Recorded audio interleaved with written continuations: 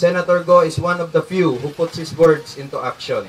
And with the addition of this facility in our town, we will be more equipped and ready to face future challenges that our town may face.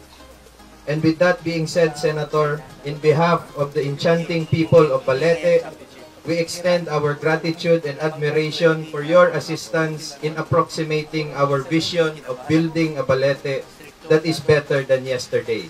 At itong Super Health Center po, na isa katuparan po ito, sa tulong po ng mga kasamahan natin sa Kongreso. Nagtulungan po kami, push nila sa baba, ako naman dun sa taas as chairman sa Committee on Health. Ating Congressman Carlito Marquez, represented by Jess Marquez, ang Chief of Staff. Palakpakan rin po natin, sir. Salamat po.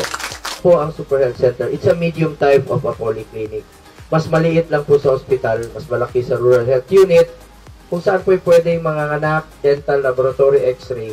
Ang kinagandahan po nito, pwedeng expand ni Mayor, lagyan niya ng dialysis machine. At it will help decongest the hospitals. Kasi dyan na po yung programa ng gobyerno na konsulta. So, pwede nang magpakonsulta dyan.